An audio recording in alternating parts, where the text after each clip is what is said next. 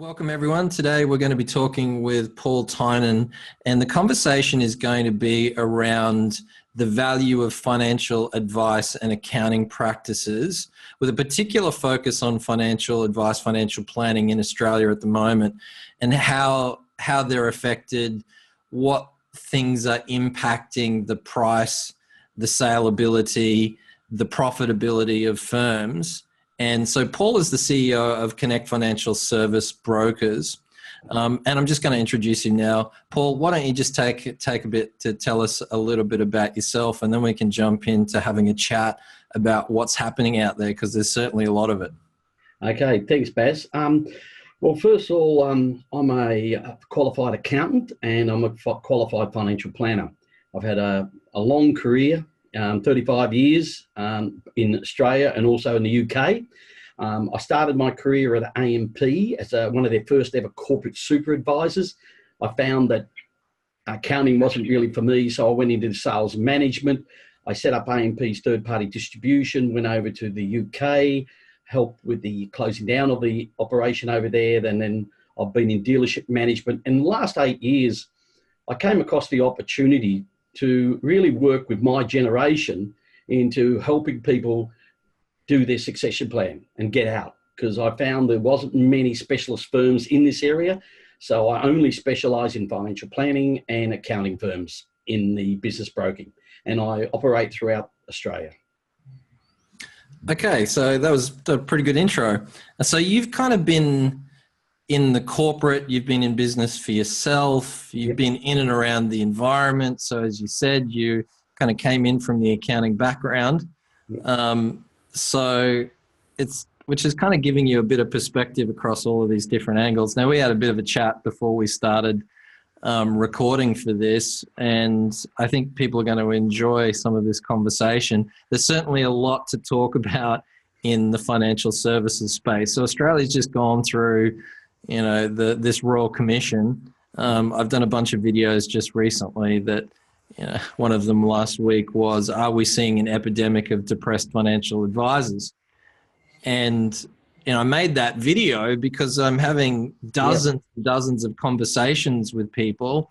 One of my friends in the advice space commented on that post and said he's aware of 4 advisors that have just gone on disability claims for mental illness and depression.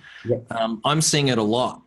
And part of my commentary around that is, well, look, whenever you've built a dream and a life and a family and a business, and you've invested everything into that, and you've got a pretty clear idea about what things you need to do in order to make this work, and then someone comes along and it almost feels like the chips have all been wiped off the table.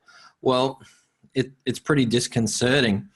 And so we've got bureaucrats and legislators that have come in and they've, made a whole bunch of changes and suggested changes.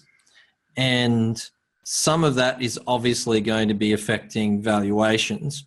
So why don't we just get into that part of the conversation and let's kind of have a bit of a discussion about, well, how is that affecting what prices are doing, and what are you seeing on the broking end in terms of business, coming onto the market, conversations around that, etc.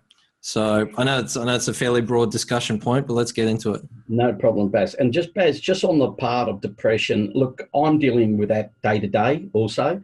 I'm dealing with friends throughout the country I've known for 35 years. And I can assure you it is happening, and it's pretty sad what's really happening in the industry. And so on valuations, it's basically changing daily. And the easiest way to explain it at the moment is I call it the 3 pots. Now I'm talking about here financial planning. So literally what you've got to do now is, if a financial planning firm comes to me, I say, right, we've got 3 pots. On one pot, we've got fee for service. And around that fee for service, we put a multiple. The second pot, we've got grandfathered commissions. And around that, we have to put a multiple. And then at the other pot, we have risk business. Why? Because we have the new world of risk. We know that 2021 both political parties would say that they're going to have a review, and we've got the new terms that started 12 months ago. So basically, you've got to do the valuation like that, because still today, we're still valuing the majority of businesses as a multiple of revenue. What will come in the future, it'll be just so hard to do an evaluation, we'll go to an EBIT evaluation, but we're not there yet. So now it's quite complicated on valuations. You've got the three pots, and then to overlay the three pots, you've got to have, well, is it in rural Australia? You have to have, because in rural Australia, you have to have a discount because there's lack of buyers, and also capital. Some banks have said quite openly that they're not lending for regional Australia. So you have to take that into account also. You'll have to have a look at the age of the business, the clients, because that could affect the overall valuation. So to do an evaluation, you've got your three pots, and then you have to overlay it with certain factors to come to an evaluation. Okay, so that's that's interesting, and at least at the surface level, that hasn't changed. Since I sold my own financial advice and structuring business at the end of 2010. Now, back then, I sold my business on an EBIT multiple. Mm-hmm. Are you still finding that that's impacted by, in some sense, the size of the business? So once you get up and above the $1 million plus in revenue, then you're looking at, I guess, bigger, more sophisticated buyers, and they're really looking at, well, what's the profitability of the business? And of course, that's always the issue. I call it relative utility. So a buyer's not just buying revenue, they're buying what the effect of that revenue will have on their own profitability. Baz, you're absolutely right. Look, I call it the break even. It's about $1 million, like you said. Then you go to more of an EBIT model and so on. But the majority of, especially financial planning, the revenue is still under $1 million. And now you've got different multiples. Clearly, look, even 5 years ago, it was the one multiple across all products and where the revenue was coming. But now it can't be, because you've got fee for service. Even the latest change, the biggest change in the Haynes Royal Commission was fee for service, the opt-in going from 2 years to 1. That has driven the price down more, that one move, than anything else. Because you have more certainty still on a risk book, because you at least know that you're going to have 3 years before the review. And in 3 years, it doesn't matter if it's Liberal or Labor, you're going to have a different marketplace. You're going to have less advisors in the market. And that's going to mean, and you're going to have a bigger underinsurance problem. So you're going to have, the government of the day is going to have to make choices in that new environment, not what it is now. So, that's a really interesting point. So you're talking about the fact that even the fee for service, right, part of the books, have had a diminishment in value because of your opt-in requirements. Is that kind of fair? That is. Baz, it even goes to now that I'm getting a lot of books coming on the market at the smaller end. Why? Because basically I just completed a sale, and the buyer just didn't want the bottom 50 clients.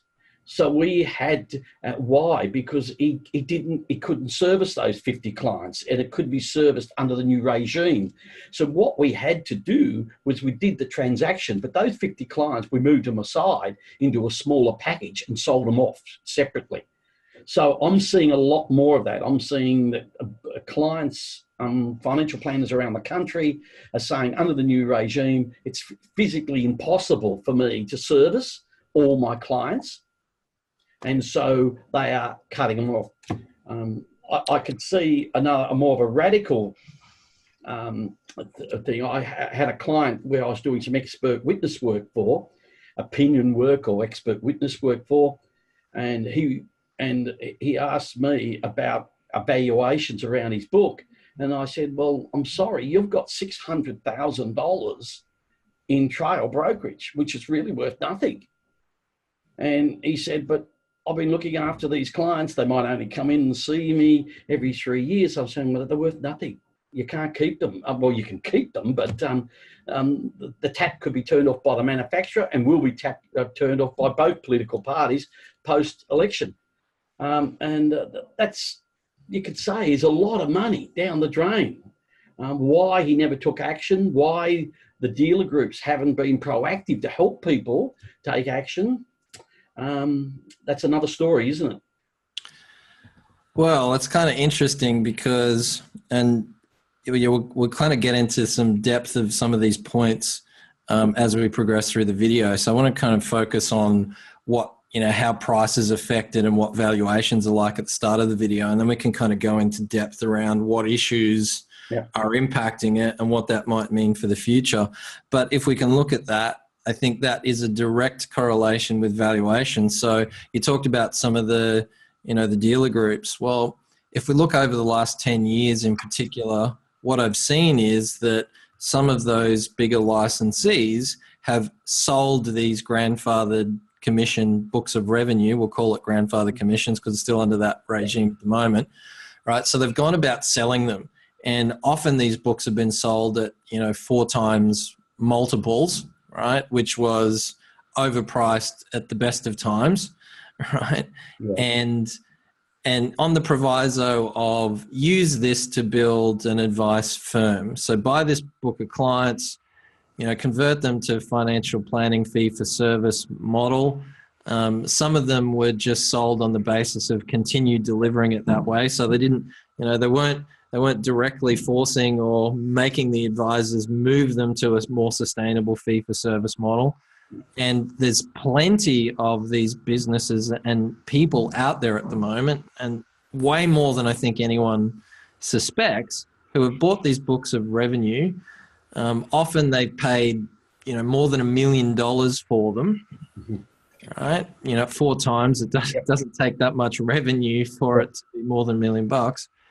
And then all of a sudden they're faced with this prospect of having that book, not just the revenue turned off, but the value of that is essentially what? Is it worth anything? Are people even buying these books of revenue at the moment? Well, just on that case, you're mainly talking about a buy of last resort regime, which I know a lot about, okay, the 4 times, because there's not a lot of 4 times revenue that has happened really in the last 5 years. It's mainly inside of large institutions, as you said, have a buy of last resort. And as you said, it's a flawed model where they train the people up, they give them 6 months course or 3 months course, they give them finance, and they brought a book at 4 times. The story actually today is even worse than that, Baz, because what they're doing now, a lot of people saying, oh, aren't they lucky? They've got to buy a last resort regime. No, they haven't.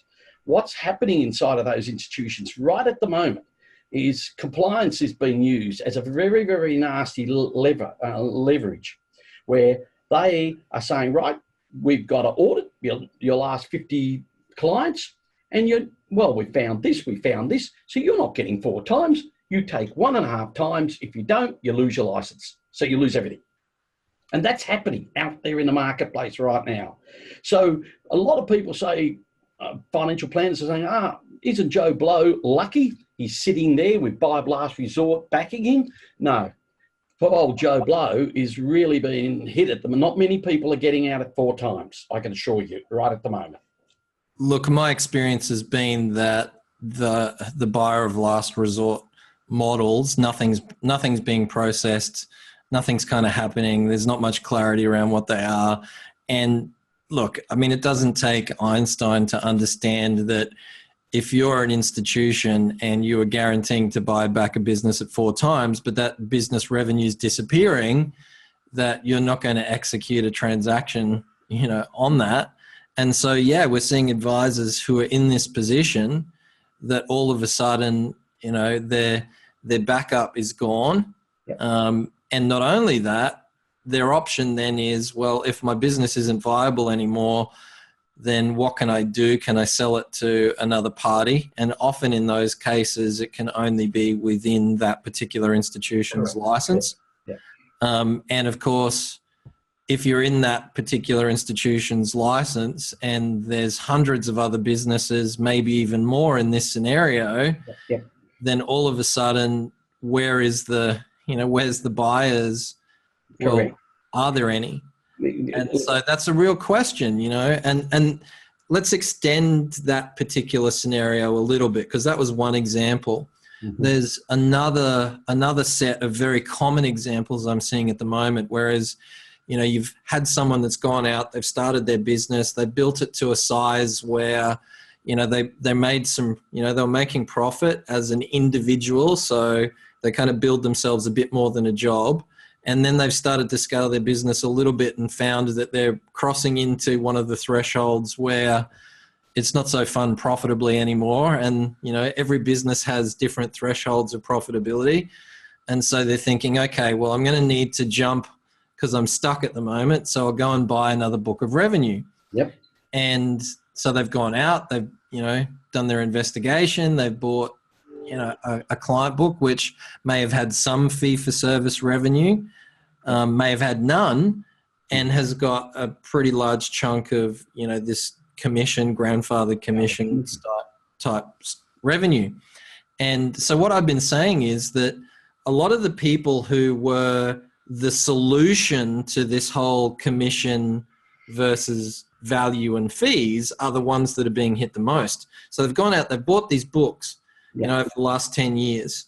And in particular, over the last 5 years, it seems to have been a massive focus on this. And so they're working their way through. And yes, in my opinion, they've taken too long. Yes, they haven't charged enough. They haven't articulated value well enough. Yep. They certainly haven't implemented a minimum cost to serve model. And so their models are still broken, but they haven't managed to convert all of that revenue to fees yet. And they're working on it. Now, I put those guys into they're part of the solution because they were moving clients to a fee for service model. Yep. And all of a sudden, and I'll just give you one example. I won't kind of mention names, but lots of these kind of conversations at the moment. So I've got 800,000 of revenue. Yep. 400,000 of that is grandfathered commissions because that's the latest book that I bought. Yep. And I'm struggling to break even now. I can't get the plans produced quickly enough. I can't afford to do it, right? I'm trying to meet with all of these clients to convert them to a fee model. And I can't do it fast enough. And that's with $800,000 of revenue and, meeting my principal and interest payments and all the rest of it. And then in the very near future, half of that revenue gets cut off and disappears. Yep. I'm facing bankruptcy here. Baz, I've got to look, I've been a very big advocate of trying to get out this whole grandfathering debate. I believe that no one really, except some people like Phil Anderson, really understands it. And look, I was working through the 90s, right? A lot of people think grandfathering started in 2013 when we brought in FOFA. No. What happened in the 90s, right? You had a client, the client could make a choice. You either go nil entry fee product or you went fee-based product. If you went a nil entry fee-based product, you would be paid out of the product for life. And so the client made the choice what way they wanted to go. It was not the advisor's fault. That was the product design. Grandfathering is trying to change product design retrospectively after 25 years. And a lot of these cases, Baz, clients are in product where they will lose. The client will lose if they move out. Josh Frydenberg brought through regulation 2 weeks ago, and he said the value's got to go back to the client. Well, Josh, how do you take back the value to a client who's been sold a lifetime annuity? You can't. Josh, You can't, how do you put the value back in a endowment insurance policy? You can't. How do you do it in a whole of life policy? You can't. There is so many flaws in this whole grandfathering because no one has stood up in the industry and said that this is a product problem. Let the manufacturers should work it out with the advisors. But the poor, who's going to take it? The advisor will get it in the neck and the client will get it in the neck. The institutions don't care about this debate because they see this is the easiest way to get rid of legacy product. Yeah, it's kind of interesting. Sorry, I'm very passionate about this one. I really don't, and some of the younger generation don't realise this is the only product we had in the 90s to sell. So you can't retrospective. That's what we're doing. We're retrospectively going back. Now, it's a very good point that you're making, and I was certainly around during those times as well. I'm kind of fortunate that, you know, if we go back to 1996, yes, it was a while ago now. Yeah, correct. 96, when I was starting out, I was working with a firm. You know, that was how it was. 97 is when I went, you know what? I don't like the way this is working. It's too much focus on product. I want to go and charge fees for everything that I'm doing. And, you know, it was interesting back then. I could not find anyone to employ me. This is kind of how I became self-employed. It was probably a good move because I'm not sure I'd be a great employee anymore. And it was kind of then that I went, well, I can't find anyone to employ me that will even look at this, you know, these ideas. And so I started my own advice business. But that's just how it was. And if you wanted to look after clients, you had to work within the ecosystem. And yes, there is an element of financial advice where you are helping clients navigate the choice of investment and superannuation and insurance vehicles. And that was what was available at the time. So you're right, there is a retrospective, you know, focus on this. And the other element of that is that the removing of the commissions. And by the way, I want to say this for the record, just like back in 97, when I went out and started my own business, I believe that clients should pay directly for the advice that they receive. Okay? And I believe that clients will. It does take a different way to articulate value. It does take a different process mechanism. So I'm all for moving away from that. I'm all for replacing products that don't represent that open authenticity and transparency. I'm all for that. But changing this in the way that they're doing has got a lot of consequences. And that's part of our conversation today because, first of all, it's affecting the value of businesses. It's affecting people's livelihoods. It's affecting families. And the other interesting point that you made is it's also affecting clients. So you're right, clients are going to lose. Yeah, the clients are going to lose out of this. And the removing of the grandfathered commissions in a large part is going to send the advisors to the wall who, in my opinion, were the biggest part of the solution. You know, the example I gave of the advisor who went, you know, been systematically buying up these advice books, converting them to a fee-for-service model.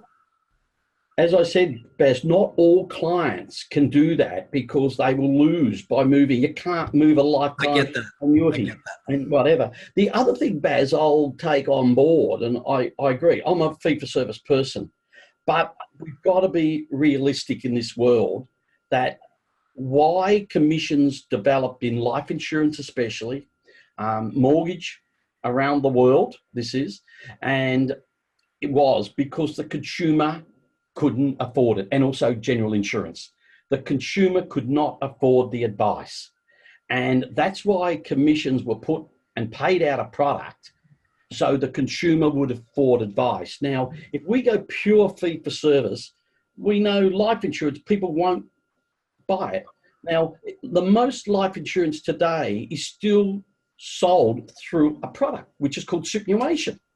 It's superannuation. It's having your life insurance attached to your product, which is called superannuation. So we've got to be realistic. The majority of Australians will not afford advice on a pure fee-for-service model. So that's why I'm saying that the industry is going to split into two tiers. We're going to have the people who can afford advice on one tier, and then we're going to have about 70% of Australians that will not be able to afford advice if we go pure fee for service. And those people will fall back on government, because government are going to have this whole baby boomer generation. They'll need aged care, they'll need superannuation advice, and they'll need retirement advice. So the government is going to be burdened more with those people. Paul, so I'm gonna jump in there because I think that's a really interesting conversation, and I want to unpack it in a bit more detail. But let's come back, at least for the start of our chat together, yep. To the valuations, right? So let's kind of delve into that. So what is at the moment the scenario with advice models? So you said, okay, so we're talking financial planning at the moment, and I'd like to ask you about accounting as well, because that'll be interesting. So financial planning, fee for service, you're looking at, take 2.5, right? And that could go all the way down to 1.5. You'd have to have overlays again because of discounting if it's in rural Australia and so on, which the prices, I'm sorry to say, are lower, right? Because there's a lack of buyers and also lack of access to capitals for buyers, because banks are being really tough on. Okay, so this is really interesting, and obviously I understand the disclaimer that these are all just guidelines and it's changing all of the time, right? Yep. So with that said, let's get into this. So 2.5 times down. So if we go back to when I sold my business, yes, it was on an EBIT multiple, and as it should be, because we had EBIT levels, above, certainly well above 50%. Mm-hmm. It was more like 3 to 3.5 times for fee-based revenue. So that's come down significantly in that period of time.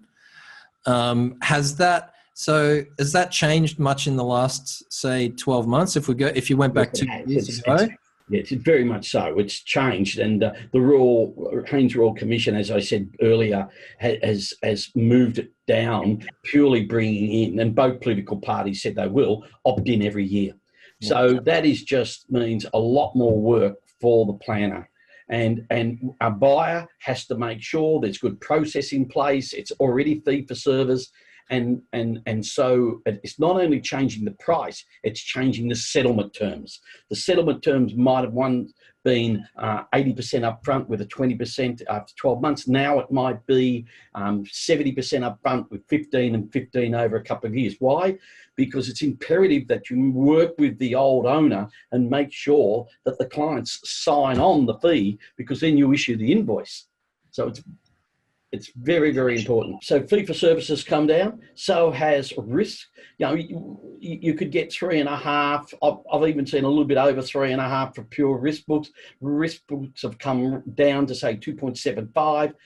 You're not really getting even the 3s now. Why? You're getting a little bit more because you've got a little bit more certainty, because both political parties said we're going to review it in 2021.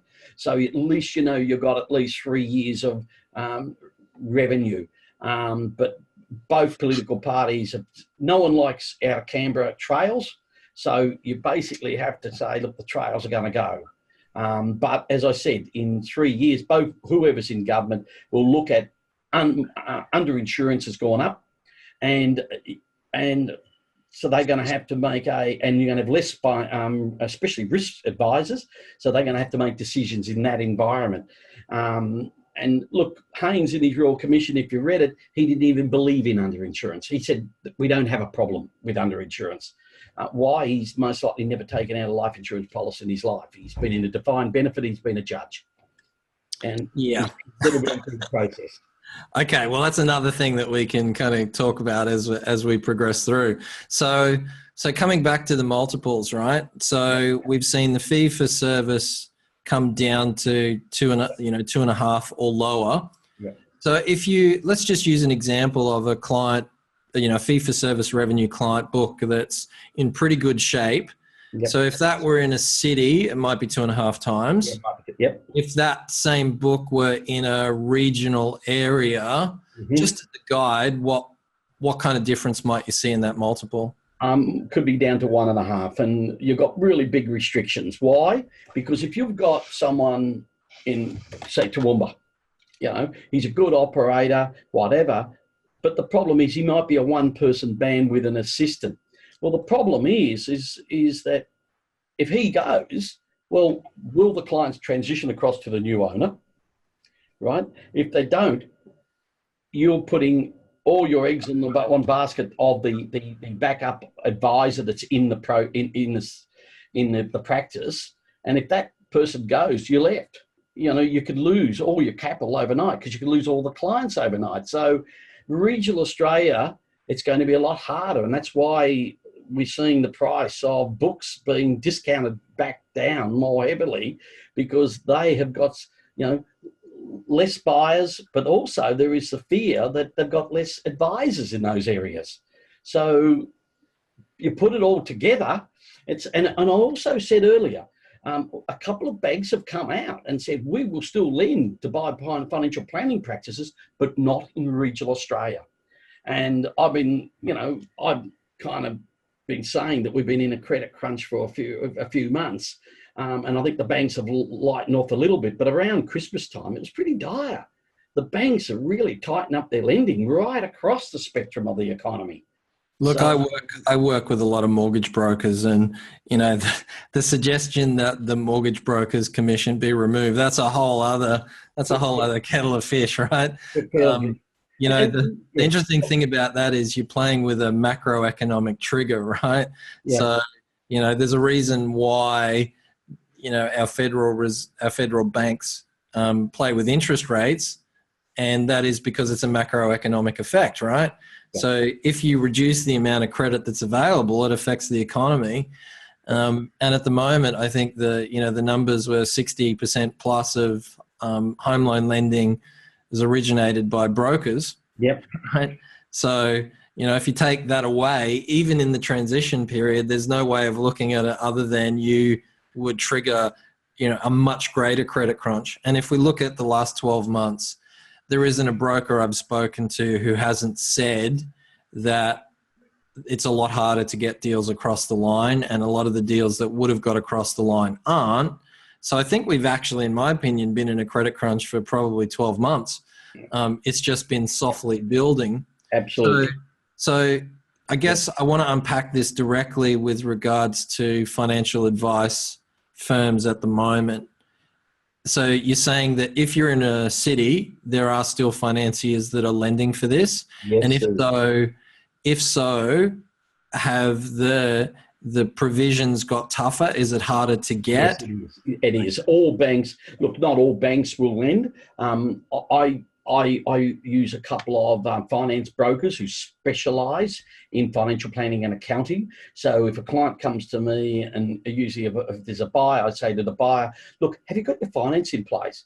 And they said, oh, not really, but I think I'll be okay. I said, I think you need to go to the bank, and you need a finance broker to help you through. And when they use them, they're okay, because it's a very special area. You got to know who's who in the zoo, and and you've got to know their process. And each bank's got a different process, but they have brought back their own internal valuations. I'm not over all those numbers, but I do know that they have brought back their own internal valuations on, so they will only say lends 50 or 60% of the total book, and their valuations have come back also. So it is tougher. It's tougher, and we haven't even explored things to the right called education and all these other red tape and all these issues, but just purely on valuations and just on grandfathered valuations, I really have to give you a 0 to a 0.5. I give you a 0.5 because I do have some sellers at the moment will say to the buyer, look, I've got this book of 250 or for 300 or 400,000 in clients. I know these people. They've been quite happy with what I've done for them, but I'm happy to sell you the book initially, but keep the 400, and what I'll do is I'll transition them to fee for service and give it my best shot over 2 years, and I'll work with you. And I'm seeing a bit of that happening. Yeah, it's interesting. I was going to braise that with you, so let's kind of delve into that. I was actually talking with my business partner and some of our team, and I'm saying, you know what? Maybe I should go back into financial planning, right? As a way to actually do something about this, Yeah. because the approach that I would give, and by the way, I have personally transitioned three books from that commission base to, well, I don't call it fee for service. I actually go one step further, and I think a side note, but fee for value, right? I think financial planners and advisors, and certainly accountants for that matter, are not articulating their value in the right way or well enough. I agree. And it's not fee for service. And I think ASIC is actually doubling down on this issue with the whole, fee for no service. Clients don't pay for service. Service is irrelevant. How much you do and what you do for people, and whether you've had X number of reviews and sent them a newsletter and whatever, that's just actions. No actions actually produce value. Value is the impact you have on someone's life. It's a very good point you make there, Baz, and I should say that I'm paid a fee for my value. You're paying my 35 years of intellectual property and my networks and my experience, and it might take me sometimes a month to do a deal, or it could take 6 months or 12 months. You're paying for my networks around the country, and it is value. It's not service. It's no use saying I've done this amount of calls or this amount of meetings and whatever. It doesn't matter. It's irrelevant if I've got the best outcome. That's why I tell my chairman, I'm like Mr. eHarmony of the advice industry. I'm a matchmaker more. I'm a value matchmaker. I put people together. And I don't put, when I'm on my buying and selling, Baz, I don't put things on my website saying I've got this business in Toowoomba up for sale, because I've already got a database of buyers and sellers. Sometimes I matchmake two buyers together. So I'm a matchmaker. So I'll come back to the conversation I was having, which is, well, if there's all these advisors out there with this, grandfather commission that's about to disappear, and by the way, I've also helped hundreds of businesses go through this value articulation, change their client model. Yep. We were just having a conversation earlier, and you were mentioning someone that, you'd found up in Brisbane who had this amazing business model with 80% plus, EBIT, ideal clients, using video meetings, using video. And I went, I bet I know who that is, because, he was a client of ours and we helped him do all of that. So my point out of this isn't to boast, it's just to say that there's context for this. So I'm thinking, well, you know what? What if we just said to them, all right, well, give us the client book, we'll go through and transition it all, and then you'll get X percentage of what that becomes. Absolutely. Right. I hear what you're getting at, and I think there's a good market for what you're doing. A lot of people say to me, Paul, why don't you get involved with practice? I haven't got the time to do it, but someone in your position, I think it's fine. I think it's great. I'm talking hypothetical, right? I'm much more of an empowerer, and I come across these models like, yeah, we'll help you change your business and do whatever. All you got to do is give us a percentage of it. Well, it doesn't kind of fit with my philosophy, because I believe in advisors, so I want to help them get to where they need to be. But there is a need exactly for those skills to help people transition.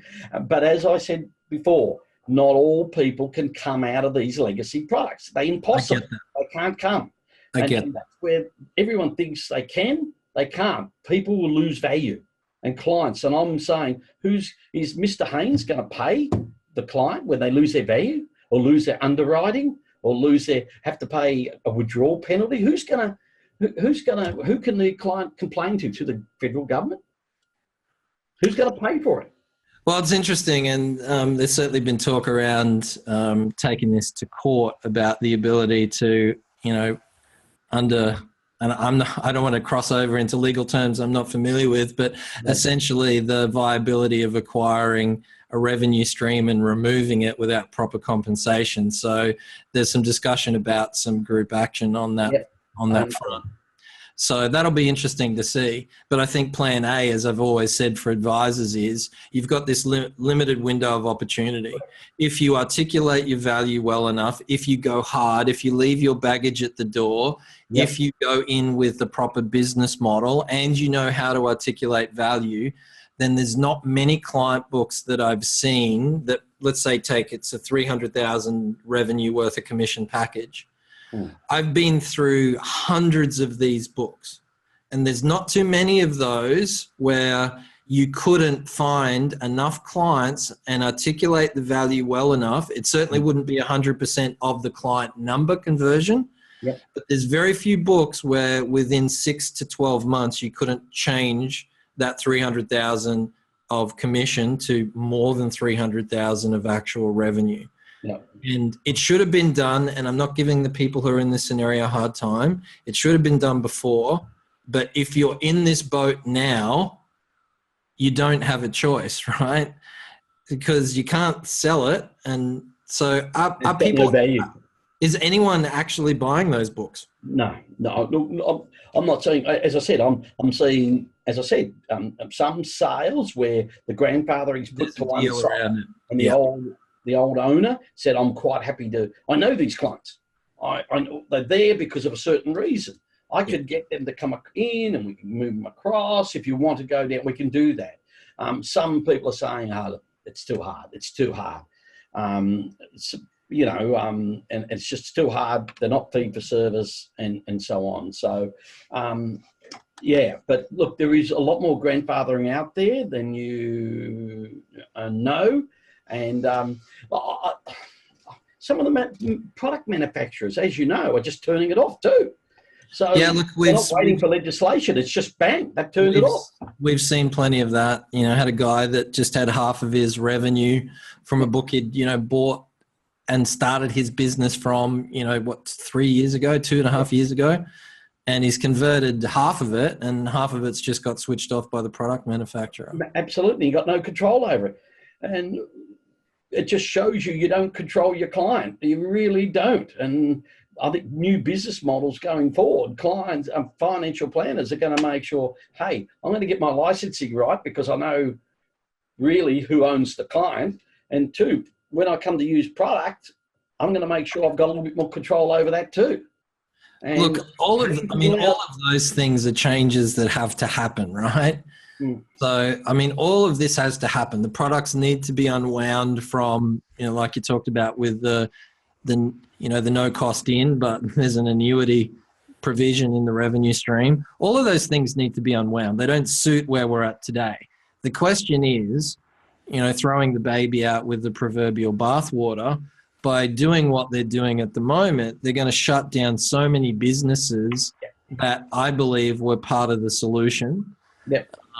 And they're also and look, the interesting thing was I made that video, Depressed Advice Epidemic.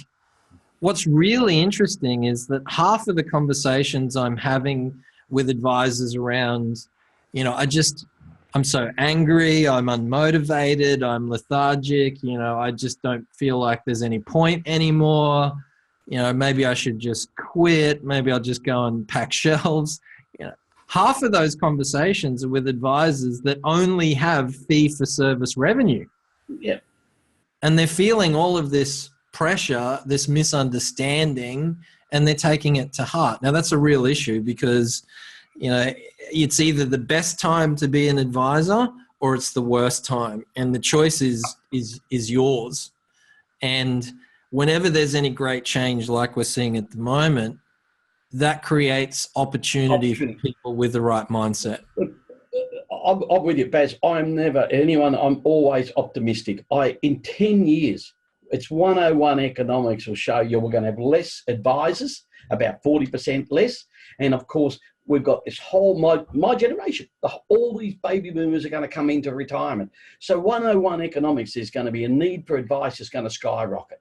So it's going to be a beautiful place to giving advice. But the problem is and I'm not trying to be a doomsdayer, with all these changes, we are going to have less advisors on the ground. But there is one other big thing. I don't think government or associations have understood. Where are the new advisors going to come from? Because if I'm a new advisor starting a university course today, I basically have to go 8 years before I can see a client. If I'm an accountant, I can do 3 years and I can go out and see a client. But no, if I'm a new person that is starting education today, and it would be about 8 years before I go through all the steps, before I can sit down by myself and talk to a client and give advice. So the new ones are going to be, we are going to be faced with a big void of new advisors. Again, that's going to be great for the people who are in the industry, but I think the industry and governments are going to be really shocked, because we're going to be competing out there with a lot of other professions like accountants, economics, lawyers, for the best talent. And the best talent is going to be really tough to be attracted to financial planning, because I think that's a lead in time. I think that's a really interesting point and a good point. So, I mean, let's talk opportunity for a second, right? Because yes, I agree that. So let's take a look at the variables for this. So I know a lot of advisors who are at the finish line who are getting out. Now, a lot of them are taking a big cut because they're now saying, well, I'm not going to go back and do a university degree. I've been practicing for 30 plus years. And which is kind of interesting for me, because if I did want to go back and do advice again, I'd have to do another degree, even though I've got a postgrad, in finance and investment, even though I've got, an undergrad degree in business and economics, even though I've got, the equivalence of I've got a diploma in technical analysis, stock price movement, and all of these other forms of study and practice for 15 years. And by the way, I haven't had a license for a while, so I absolutely agree that I should have to do some form of education, but to have to do a whole other degree on top of that is kind of insane. Anyway, so you've got a lot of the older advisors who this is pushing them past that finish line where they might have stayed around for 5, 10 plus years. So you're going to lose a lot of the wisdom that exists there. Yeah, of course, there's some that, probably didn't fit the new paradigm, but there's also a lot of wisdom being lost through that. Okay. Then you've got the middle group where a whole bunch of them are going to be forced out through bankruptcy or just pure economics. And then you've got limits on the bottom end of new people coming in. So what that means is that for those people who run advice firms, there's, if you're just talking pure supply and demand. Of course. 101 economics says it's going to be a good place to be in 10 years. But it is, because we're going to have a lack of advisors, and when the need for advice is just going to skyrocket. But Baz, can I just bring one point in here? Accountants. We haven't spoken too much about accountants, and that's, I'm being an accountant and what's happening with them. I actually believe accountants are in a worse position than financial planners. Yeah, it's interesting. In fact, I think that's a good point to talk about this as well. So just put my accounting hat on, and I'll tell you why. I've been around since '87. Financial planners have lived through change, from when Paul Keating made the changes in '87 and so on. It's been change. But the accountant hasn't. The accountant has basically been out there in suburban Australia doing compliance, tax returns, and the business model has not changed too much. The last 2 years, 3 years, all of a sudden technology has raised its head. 50% of accountants don't even have a website. 50%. Wow, that's interesting. Yeah, they don't even have a website. They are still doing the same thing for years and years. Now the tax department really won't talk to you unless you do it online. So all of a sudden, accountants have to reskill themselves, and they're not going to. They are usually one-person firms, and they are worse at doing succession planning, I'm sorry to say, than the financial planners I'm dealing with. Why? Because they are scared. If they want to do their succession, they can't go down and talk to Billy, the local accountant down the road, because they think that Billy's going to pinch their clients. So I find it more difficult dealing with accountants in succession planning. With all the troubles financial planners have, I'm finding it more the local, because 65% of public accountants are still one-person firms. So I see a huge change. Now, on the flip side of accountants, they don't know how well they've got it. To the consumer, they are the trusted advisor. They come from a platform with none of this Haynes Rule commission, grandfathering commission problem. So the ones that get it right and embrace advice are the firms of the future. Now, there's some very good ones out there doing that, but they are harder to change because every survey that comes out on accountants is they know all these issues, but their biggest problem, they can't implement. They don't implement. Yeah, no, it's a really interesting paradigm, isn't it? Because, you know, we both work with financial advice and accounting firms, and, you know, we also work with brokers and lawyers and things as well. But the core of our clients is in around financial advice and accounting. And so just to kind of add my own flavor to your comments there, accountants have had it easy in one sense because, you know, businesses all needed to do their compliance. And I'm not saying the compliance work is going away, but it's certainly being commoditized more. And if that's going to be a core of your business, you need to make it commoditized and deliver it uber efficiently. You know, and Xero in particular had an influence on starting this cascade.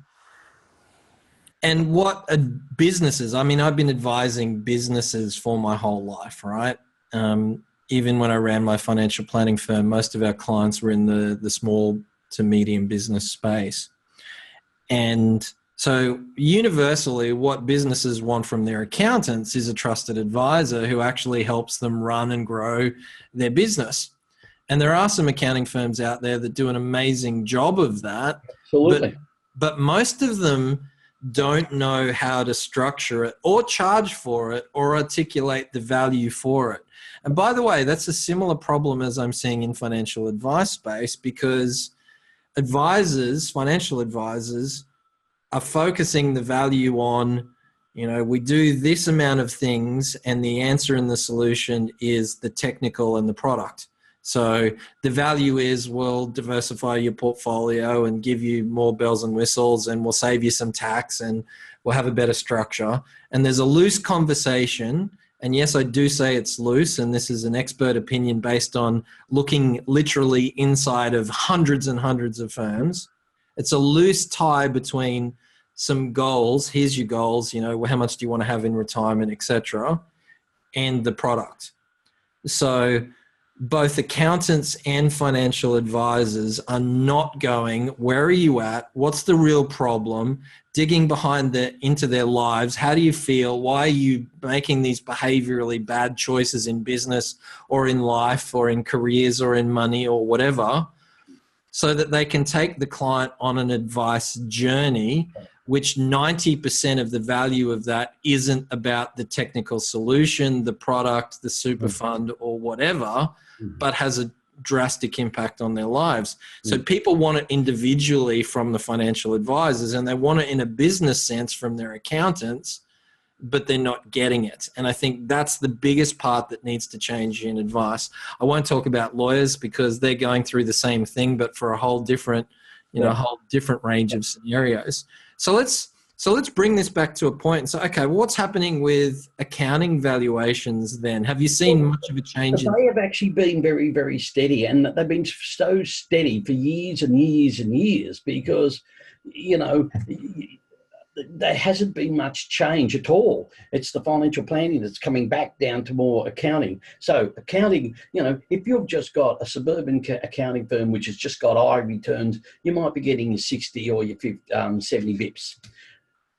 As you go up and you've got more small business clients, managed super funds, you might get up to your 90 bips. And a good little premium suburban accounting firm has always been 1-to-1 in revenue. Always been. And then you can go over the year one if it's a premium business with good corporate clients and so on. And it's been pretty steady for a long, long time on those numbers. There is a good demand. There is a good demand for accounting firms because I'm seeing, and it's always been that way. I'm seeing a lot of financial planners looking to to bolt on accounting to their financial planning. And then some people say to me, but Paul, they're two different cultures. And I'm going, whoa, no, they're not. If you get one human being and one human being together and they gel and they talk, it's not two different cultures. You're talking to two, because what they're doing is they're providing service and value to their clients. Value. And that's important. So it's about a people. This is where Mr. eHarmony, it's about getting the right people on the bus. Yeah, the cultural difference is. It is. So I'm not one of these ones that says you can't mix accounting and financial planning, because we're going into a new world of fee for value, as you've been saying. So when the consumer walks in the door, they don't want to be pushed down the route of accounting or financial planning or general insurance or life insurance or mortgage insurance. They want the trusted advisor in front of them. And it's always been that way. And yeah, it's interesting. A lot of the best firms I come across, sorry, Paul. I was just going to add to that. A lot of the best firms that I come across are multidisciplinary. Yeah. So it does work. I think that a big part of the problem was, over the last 20 years, I've seen it literally thousands of times where, it's an accounting firm wanting to bring in financial planning, and, it's about alignment between people, proper strategy, proper communication, proper value articulation. And so all of these bolt-ons, well, not all of them, but a large number of them have been done without the basic principles of what makes any business integration work. Yeah. And therefore it's had this common misconception that it's just not viable. And yet, as I said, a lot of the best firms I come across are multidisciplinary. They are and you know what? They work, a lot of them, and you'll agree with this, Baz, it's worked well in the country areas. Why? Because they can't afford to have an us and them attitude. They are in a smaller regional town and they must work together, and they work together as equal partners and so on. One of the big issues with accounting at the moment in succession planning is the larger firms, Baz, because, you might have your 6 partners, the partnership model. You've got your 6 partners sitting around the board table and they're all looking at each other and they're all in their 60s. And in the past, it was always easy. You just call little Betty in, who's been working with you for about 15 years. John is about to retire. Betty, we're going to allow you to come in and be a partner. Betty goes, sorry, I've got debt up to here. I don't want to be an equity partner. Thanks for the rabbits. I'll go back and do my tax returns. That is happening a lot. So the old traditional model of a partnership model is being thrown out. And it's a lot harder when I know big firms with over 10 partners that are breaking up because there's no solution. They've all got different retirement plans, different health requirements, and they're producing different fees. So they're really struggling. Yeah, they're not real businesses. And I think that's one of the things that's plagued accounting is the partnership model. And everyone has an equal say, which means there is no leadership, there is no collective vision. And so you talked about implementation issues. So the financial advisors have certainly been more adaptable and can implement things faster and adapt to change, although it's arguable that they've done anywhere near a good enough job. But accounting firms are far less prepared for that, and the partnership model prohibits it. I've talked to lots of accounting firms, and the first assessment I'm making is, well, sure, I can see your business. First of all, you get less organic client referrals. So I have a metric which I won't explain, but for an average financial planning business, that might be somewhere around the 5 to 6%. And that means 5 to 6% of the clients are actively making a referral every year, right? For an accounting firm, that's probably more like 1%. Yeah. So their organic growth rates are significantly lower, all right? And so I can go into an accounting firm and say, well, look, okay, here's how we change, or because we built an algorithm for this, we know exactly what drives client referrals. It's dependent on what they find online, the language you use, how you articulate value, the relationship status, and we've got a whole bunch of metrics across this. So I can come in and identify and go, all right, well, change these 20 things and we'll take that 1% to probably 10%, right? Yeah. Change another 30 things and we'll take that 10% to 23%. Now, that's great because, first of all, for an accountant, it's quantifiable. We know we've tested this across businesses. But the first thing I'm looking at is it doesn't matter if you understand it and get it. Are you actually capable of making any of these changes and making the collective decisions necessary? And to be honest, most of the accounting firms I come across, they would be ideal clients for, you know, the team at the Social Advisor, and we could double their profitability in a very short space of time. But we kind of look at it and go, well, there's no point us working with them because we know from experience that kind of firm just cannot change. They cannot evolve. They don't change and they don't implement. That's, you know, I think the B-Star, they bring out a report every year and that's the same report. It says they don't implement. They know all these issues. One thing I'd like to raise, Baz, is and as I said, IT is a big thing that's driving the market for accounting. The other thing is, if 2 years ago, Baz, I went to a forum and talked about outsourcing, I'd be howled off the stage. They'd say, oh, I can't do that. You're shipping Aussie jobs overseas. What about our local jobs? And then I turn around and I go, sorry, Deloitte's have been doing it for 30 years. The ATO do it. Telstra do it. Or 4 banks. So you're going to sit there and tell me it doesn't work. It can't work. And they go, oh, what about security? Well, I'd rather have my security on Amazon or Microsoft giving me security than sitting on your server sitting in Bankstown.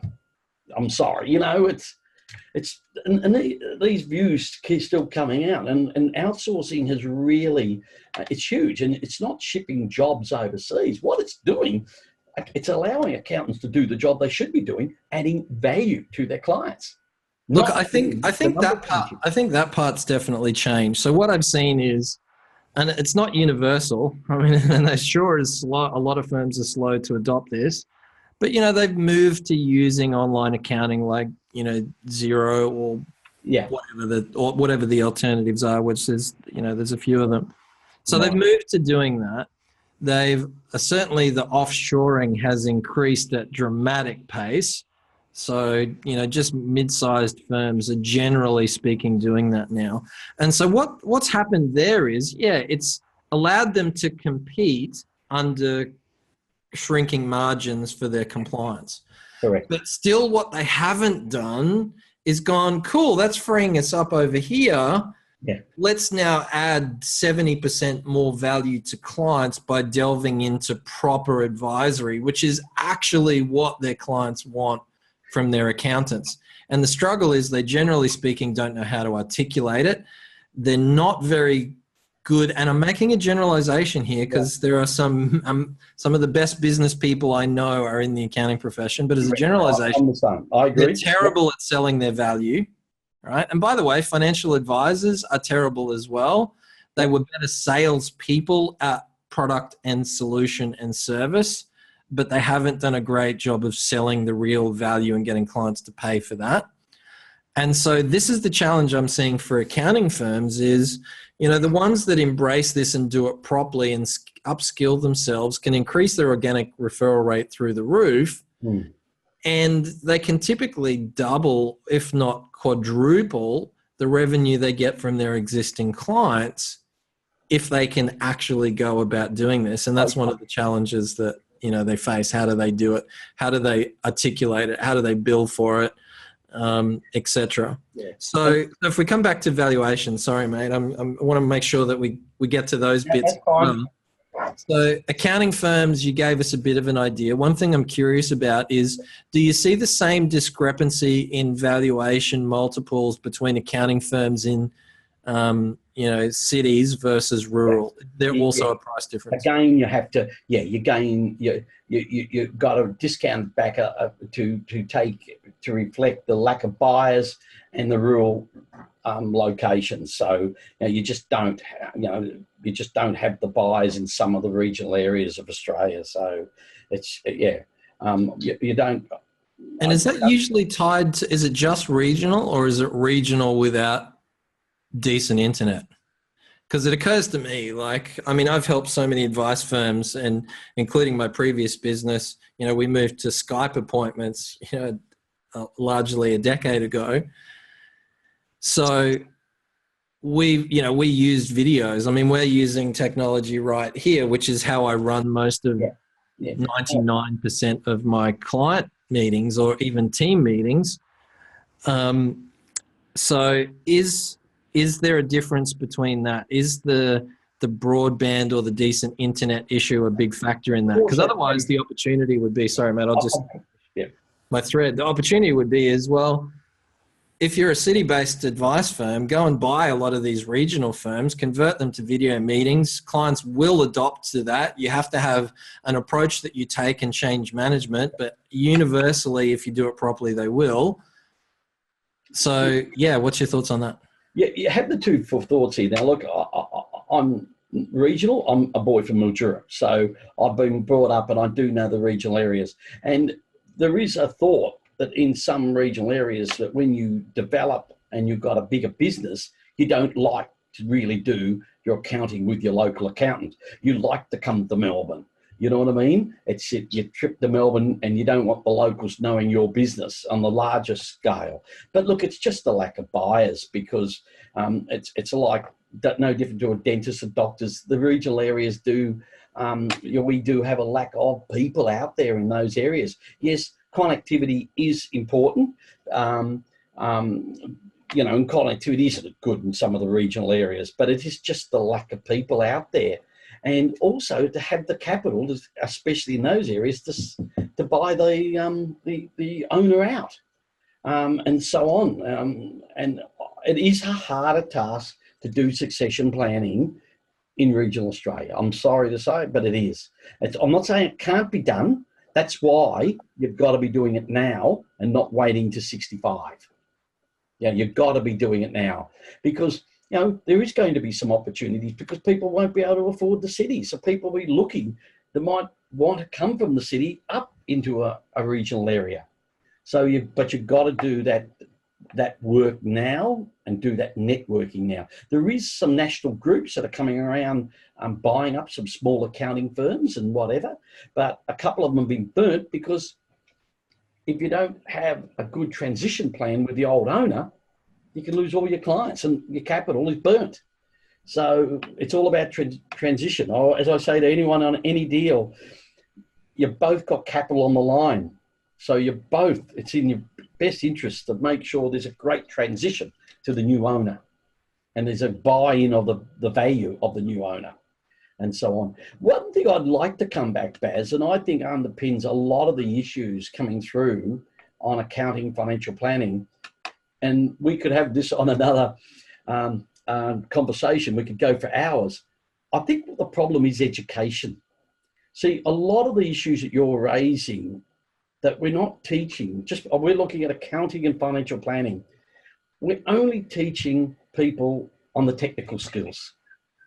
We don't teach soft skills in any university.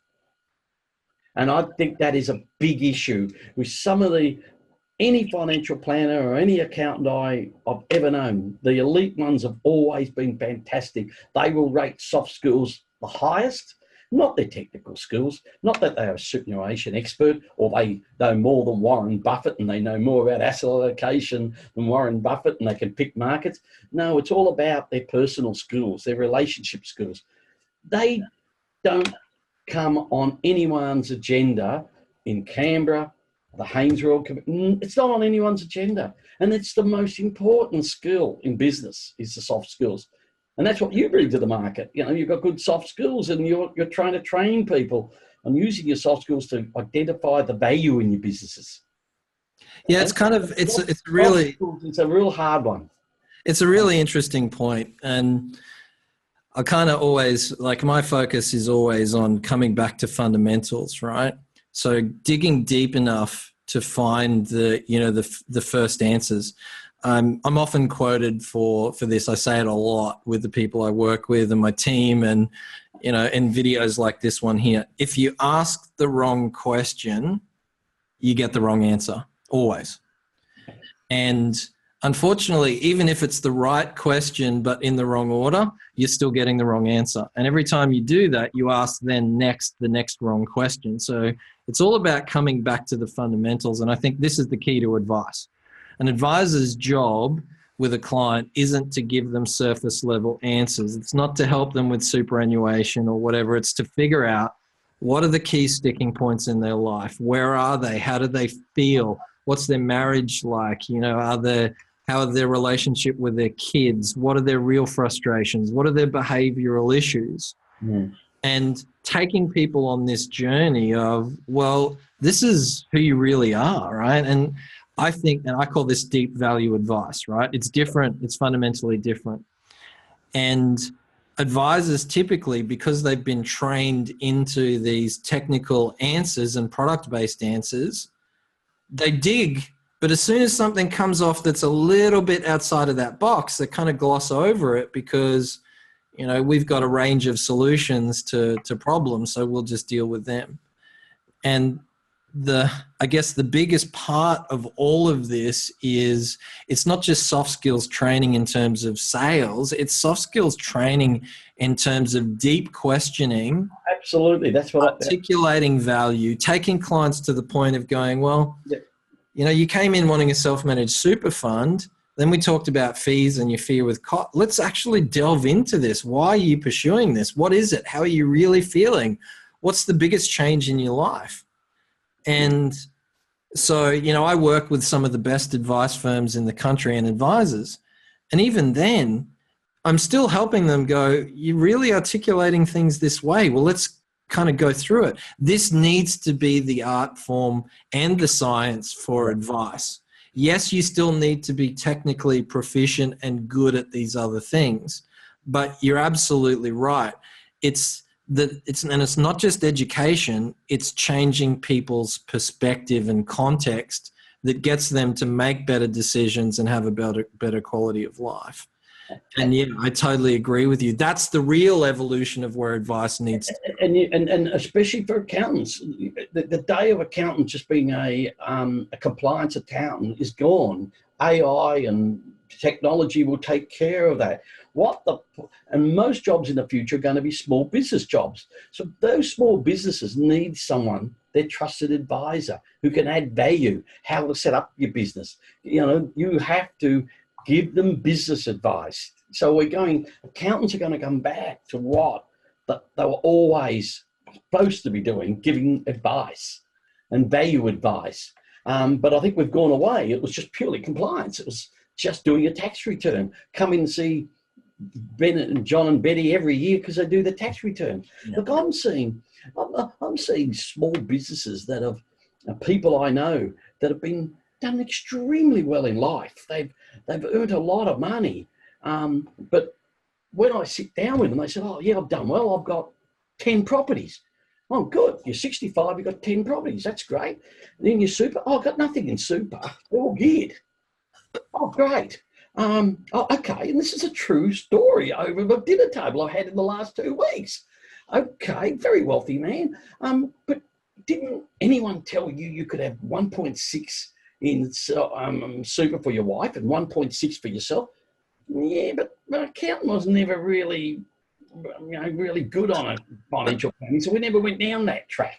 Okay. Yeah, I've heard plenty of those stories myself. And there's so many of those. Now, these people will be fine, they'll have the money, but it's going to be difficult when they should be living an easier life, have a good pot of super here, then investments outside of super here, and the income coming in all tax-free.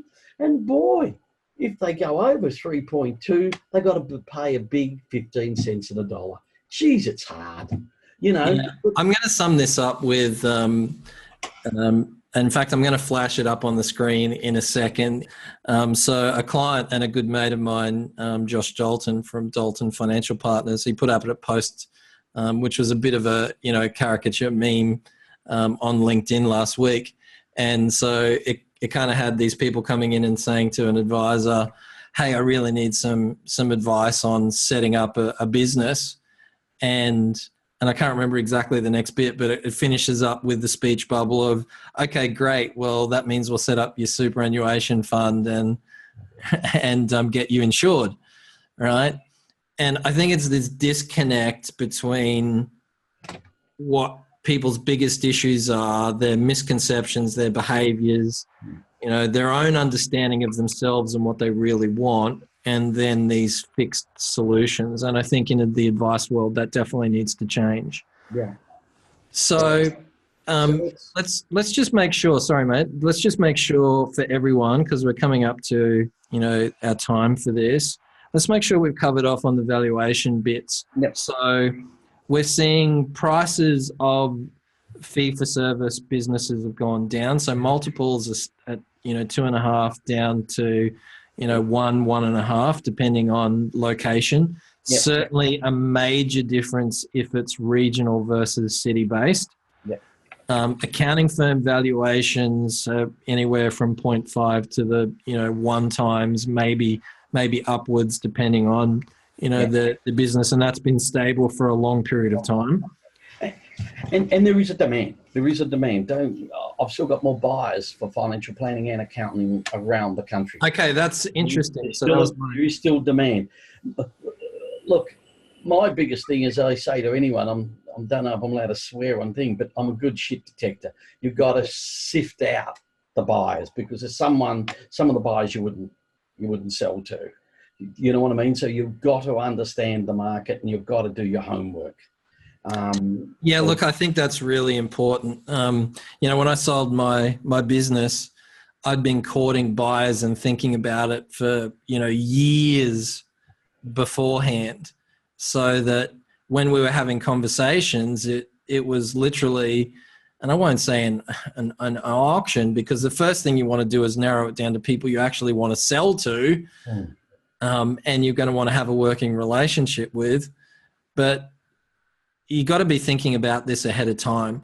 And I mean, that's one of the reasons we've got you on to do this session, because everyone needs advice. And the other interesting comment that I want to make about accountants and financial advisors is they are the group that are least likely to take external advice. And it's the irony is somewhat beautiful.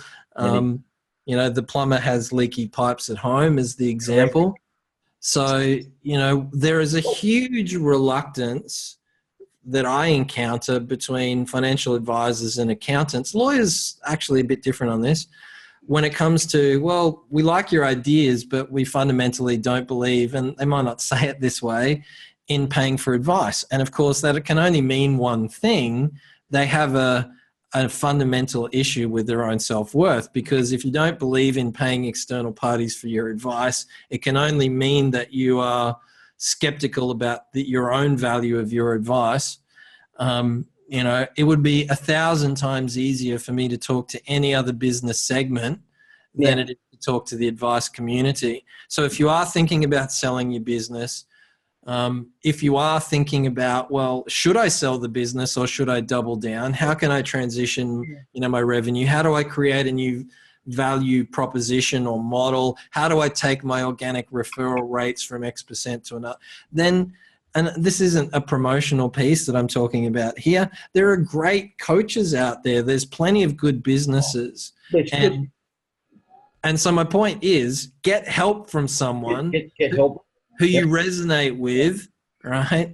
And I think that's the beauty of having a conversation like this. People can decide, well, actually get a chance for Paul and Baz to get passionate about some of these things.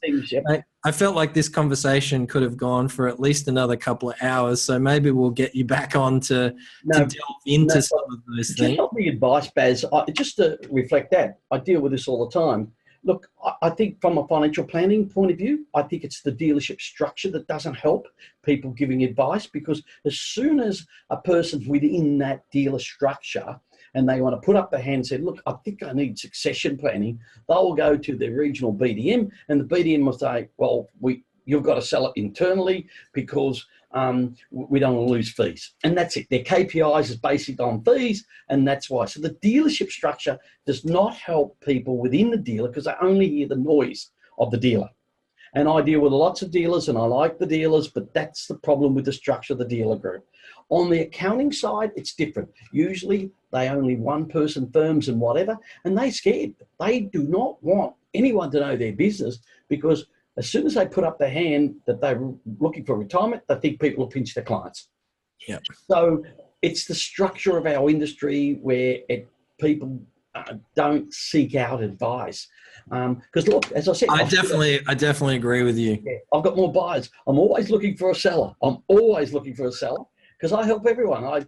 The best case I did last year, Baz, and I'll be very honest with you here, it was only a $55,000 revenue firm. And that lady was a lovely lady. She loved her clients. She couldn't live in the new world. And it was the best case I did the whole year. Not the biggest, but it was the case that I got more out of the DNA. You know, it was fantastic to help someone, because a lot of people need help in this industry at the moment, because as we said, your last video was hit the point. There's too much. People are going through hurt at the moment. They're going through big hurt. And there is people like me and you that, you know, what you see is what you get. And we're here to help. And people should seek advice. You don't have to do it on your own. I think that's the key point. And I'll ring anyone. Ring me on my mobile and I'll have a chat. Just have a chat. So what would be the best way for people to contact you, Paul, if they want to find out some more? We can put it in the notes to this video and to the recording of it. And absolutely, they can go onto my website, or they can just look. I don't mind a direct email, which is just paul@connectfsb.com.au, and look, just ring. I haven't got a problem with my mobile. I work 24/7. I have to in the type of industry I'm in, Baz, because you know, there's a lot of people that are ringing at the moment, and they can't ring through office hours, so they ring personally. And every one of my conversations have to be the first thing I do is have a confidentiality agreement, because I have to, because everything's confidential. I'm dealing with banks to the small little firm in Wagga Wagga, you know, and then I'm dealing with all the people in the middle. And I have an international business too, which I'll talk to you another day about. Well, I look forward to that. I certainly think there's no doubt in our conversation that you're passionate about, you know, the advice professions. And there's also no doubt that you're happy to speak openly and bluntly.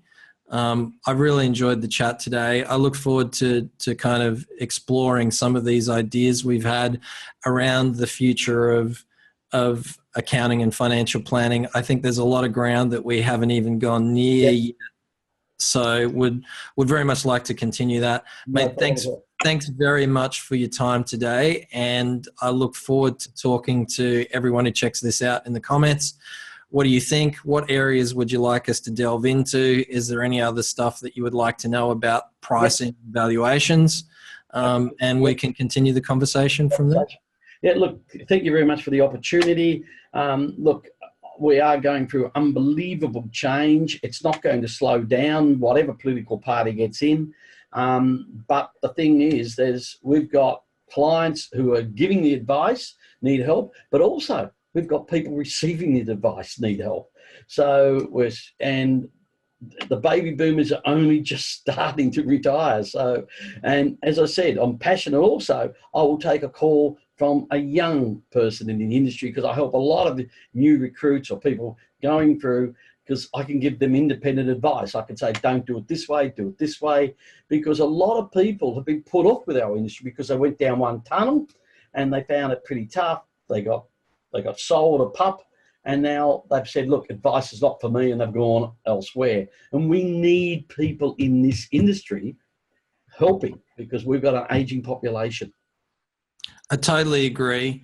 Plenty of opportunity for people in the business, and certainly plenty of opportunity and enough reason for new people to be joining us. Absolutely. So thanks very much for your time today, Paul. Thank you very much for having me. Cheers, mate. Cheers. Okay, so what I'm going to do, Paul, I'll come back because there is another thing that we might talk about, and we'll see if we can cut it in. I was just making sure we had our start. You know, we addressed the pricing, and then we had our finish. Yep. So there's another area where I'm getting a lot of questions, and this is around the licensees, right? So at the moment, you should have read my submission into the Royal Commission. I wrote my submission and my recommendations before it's sacked. And the number one thing, Baz, that could have fixed up 80% of our industry was the licensing issue. It is absolutely crazy that we are the only profession that is licensed through corporation law. It is madness. No other doctor, dentist, nurse, lawyer, or accountant has to sit in front of a client and explain 932A to the client before they even allow to open their mouth. It's bizarre because the licensing causes so much of the problems with conflicted remuneration and whatever. If everyone was just licensed up as an individual, they could still operate under a dealer. But license up as an individual, it is bizarre that we as a country haven't gone down that route. And that's a really interesting point, and it's one we could certainly explore. I think that's really deep insight into how we could change this. Now, that being said, is it likely that that's going to change anytime? No, because Haynes' Royal Commission went down a path. A different path. He wasn't asked. All the people that he had and he interviewed were CEOs. They had a vested interest not to move down this area, right? The unions, no one's got an interest to move down this area because it helps the consumer. It gives transparency to the consumer. So no one, and the consumer advocate group, well, they were just they just want to have cases where they can get some compensation for the consumer. They're not really trying to help the consumer to get valued advice, and everyone knows. I've had this conversation with many people, and not one person, and inside of institutions have said, I'm wrong, but they won't say it in public. So we're the only profession that is licensed for corporation law. It's madness. It's true. And yes, and because why? And Baz, why? Because it's about control. This whole area has been about control and distribution. And why do these little financial planners are different accountants? Why? Because the biggest honeypot is always going to be this corporate superannuation. It is going to keep on growing because with the Labor Party coming in, there's a good chance we're going to have 12%. So the honeypot's going to grow. So the planners and the accountants, who are more conservative based, they'd be better off voting Labor because the honeypot's going to grow. And that's what it's all about. It's all about control. I believe, and I saw a paper on this where they reckon Haynes was told not to go down this route, so he put in this new discipline, another bureaucracy. And that could be the halfway house, that everyone has to have their name under this new disciplinary board or something. And the next step is, because ASIC are coming out saying we haven't got resources. Well, hold it, there's 175,000 accountants. Why can they do it? Why can accountants do it and not the poor 24,000? You're only going to have about 12,000 of them left. So do it. Yeah, look, I agree with you. I think that's a really interesting pathway to follow. But as we said, is that likely to change? No. And why? Because of control. I think that's a big part of the reason why so many of the advisors I'm speaking to are struggling with this concept. And there's a real sense of frustration because the way it appears, and I'm not going to talk conspiracy theories, but certainly the way it appears is, we had this Royal Commission. And, the banks had to front up and, had their senior team up there looking embarrassed, right? And what gets brought down isn't stuff that actually negatively affects the banks. In fact, almost all of the recommendations look like, a platter hand delivered to the bank. And the scapegoat then becomes the small business people, the advisors, etc. And that's a big part of the frustration. Absolutely. So why did we get caught in the misconduct of the banks? and then we're being punished and the banks are being rewarded. Because it's all about control. It's all about the big honeypot. It's always has been. It's the licensing regime at the moment is really causing, like I've got people wanting to retire, and these people, I've got one gentleman up in Brisbane, he's worked for the dealer group for 40 years and he's found a buyer. They won't release his clients because his files are not in order. Now, the clients love him. Yes, his files aren't in good order, but it's terrible. They are using compliance as a real whip hand. I'm seeing it in so many areas because you do not own the client unless you're the licensee. So that's why they don't want to open up the licensee, because the individual will own the clients for the first time. And we're the only country that's gone down this route. When I was in the UK, it's quite clear, Baz. You walk into a bank, or they don't have an industry fund, but if you walk into an industry fund, you know that you will get proprietary advice because of bank product or the industry fund. You know you're not going to get independent. We're the ones that put independence in the corporations law. If you go into a financial planner, you get independent advice, right? And this corporate law thing that we put in place just made it more difficult. That the law is that you can't receive any commission, well, you've got about 30 advisors in the country that might, tick off that box. Yeah, it's true. It's true. I want to jump in because, you're right. And we're talking about an issue we obviously feel similar views on. But like we said, are we going to change that? Probably not. What about the more practical part here? Because I'm getting a lot of people finding this.